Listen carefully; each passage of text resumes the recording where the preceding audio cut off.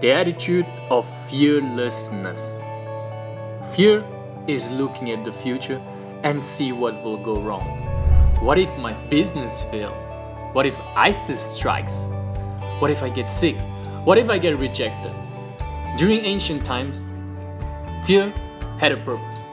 It was here to prevent us from getting eaten alive or survive natural disasters. Nowadays, fear is very much manufactured and fabricated, first by society and the media, then by our own minds. Fear paralyzes us and prevents us from actually doing what we really want to do. How much of you are you holding back just because of fear? Are you starting sentences like, "Oh, I wish I could do this or that, but I don't think it would work out"?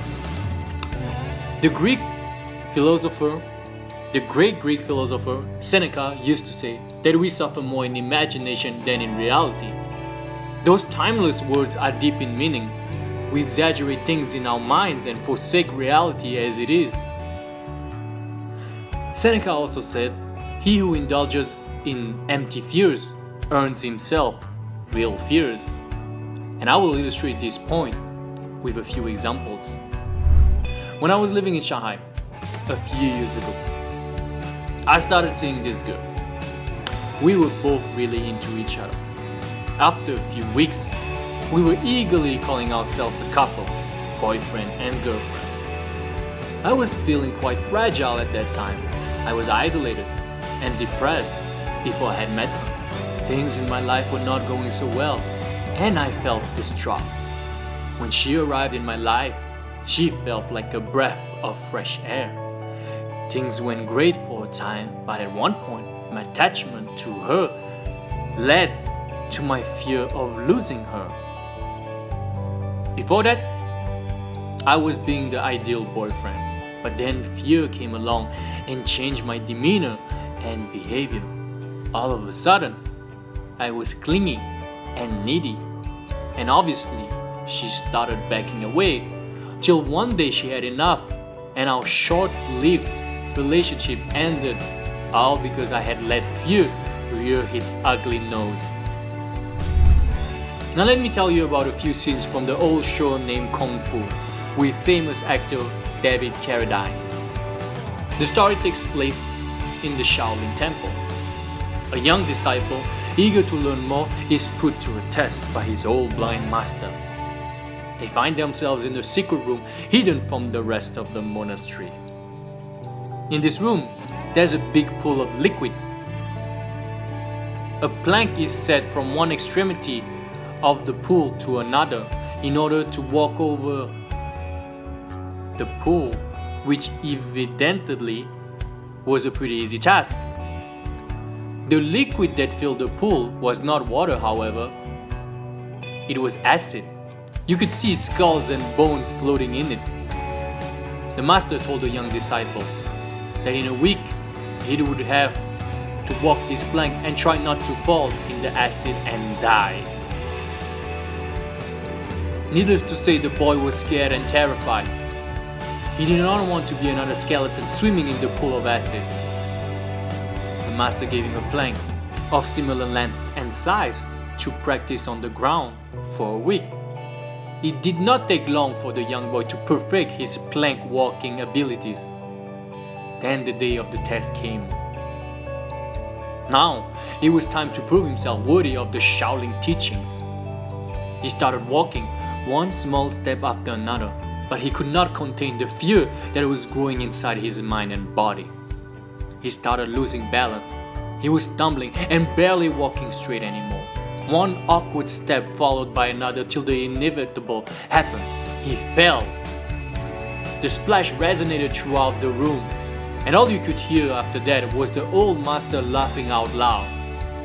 The acid was actually water, much to the young disciple's shock and surprise. The master then looked at him and said, "You see, young grasshopper, for a week you could walk back and forth on the plank without any problem. However, once you thought that the pool was filled with acid, you turned scared and fear filled you."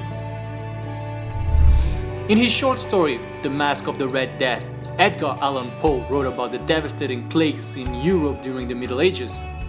In his story, the different demons are gathering to report to one another. Those demons are the ones spreading the plagues all throughout the continent. One after the other, they brag about the number of people they have killed. They asked one of the demons who came back from Paris, "How many have you killed?" "I killed a few thousands." "How many have you killed?" "Oh, I just came back from London and killed about 500. Then they turned to the other demon who had just come back from another European city. "What about you?" "I killed about 50, but fear has killed in the thousands." As you see from those three anecdotes, stories, fear is pernicious. Your fear can manifest itself if you don't stop and take another direction. Fear can paralyze and destabilize your body, as you have seen in the scenes of the Kung Fu TV show. Fear can make you worried and push you to behave in a way that is unattractive, as you have seen in my unfortunate love story. Fear can also kill you, as you have seen in the Edgar Allan Poe short story. Obviously, it is a fictional piece, but we all know cases where fear, anxiety, and worry has led people to death. Attitude is so important. If you are starting to fear for your life and believe that this is the end for you, guess what? It will most likely be.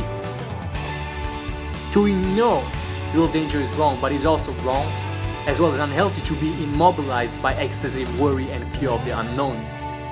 That's another quote from Seneca. What we need to do is respect the war and its risks. We need to know that shit can happen.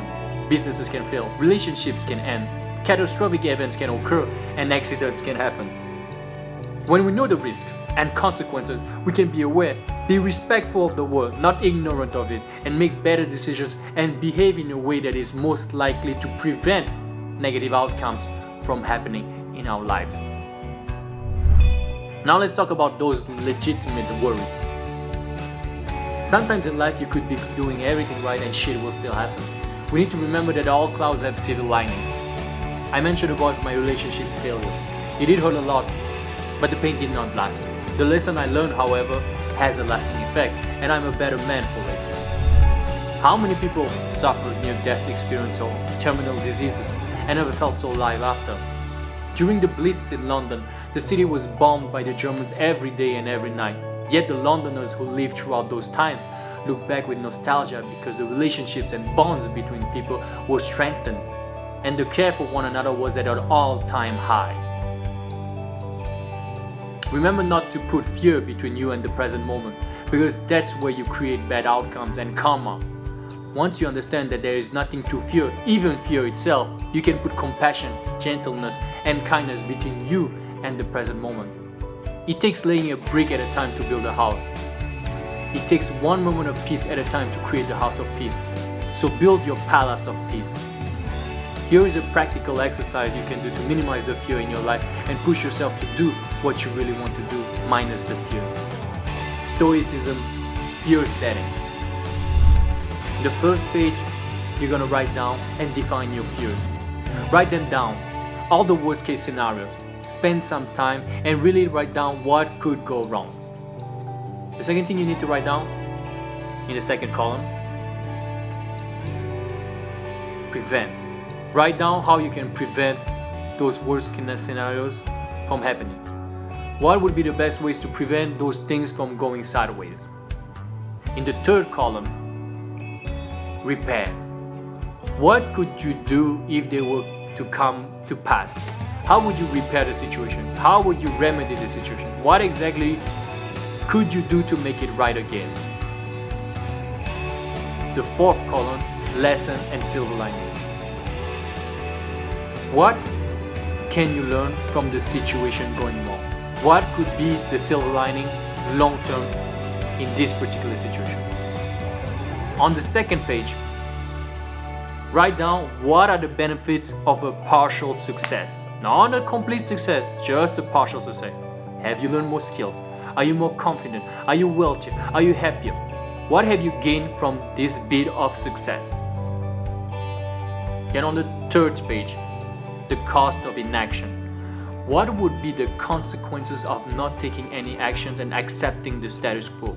Emotionally, financially, physically, spiritually, etc., etc. over the course of 6 months, 1 year, and 3 years. Do this exercise every now and then and see what are the real concerns and what is just something that you have fabricated in your mind. A lot of your worries have no place in your mind. They shouldn't have a place. However, you have a small fraction of worries that are justified. And by doing this exercise, you know how to make the difference between both of them and know how to deal with the situation and understand that no matter what, these two will pass, and whatever happens, anything is better than inaction, and even if something bad happens, you will find a way. That's all I want to leave you with, you guys. Please comment, write down below your struggles and what subjects you want to learn about. Please help us make better content for you guys. Subscribe and click the bell button to be notified. Stay in touch with us. Videos come out every week. Don't miss them. Thanks a lot for your support. Get one or more of our ebooks. Some are free, some are almost free. Either way, you will benefit tremendously from them. Check the link in the description box below and don't forget to be inspired and inspire.